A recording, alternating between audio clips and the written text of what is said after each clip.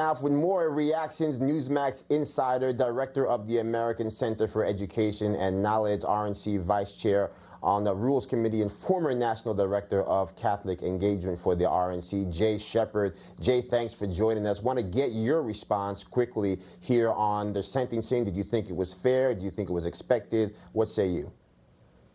I think it's really a good job by Judge Cahill. I think he looked at the facts in the case.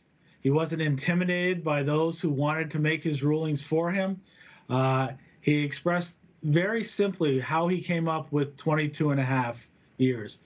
The exciting part for me is that he wasn't intimidated, and there's such a outpouring of people who think they're judges, that they were acting as jury, judging, and executioner in this case. And the judge didn't allow the Maxine Waters and the Al Sharptons and the Michelle Obamas to enter into this in his judging what the proper sentence should be. And he stated it very clearly that it was about the facts in the case and it wasn't about anything else.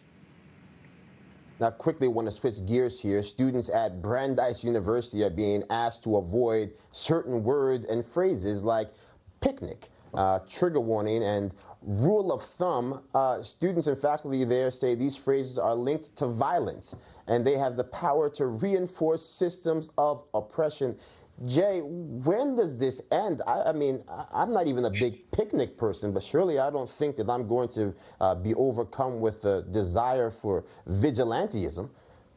But it appears as though we're going to have to ban Yogi Bear and his picnic basket and all of that. So I think they're looking for a way in finding a trigger warning that will bring as many victims into society as they possibly can, because as soon as there's a lot of victims, then the liberals are able to come out and be the heroes. It's kind of like, they put the fire out at your house about an hour after they set it, and they're going to take credit for it. It's craziness. It's silliness. It's not what America's about. And these colleges might want to focus on educating the next generation to be productive citizens rather than playing all these silly games with words. And, let's get over it. I mean, perhaps we should be more focused on the fact that children can't read at grade level than what words we should be able to use to describe our everyday lives. Jay Shepard, as always, pleasure. We'll talk to you again soon, my friend.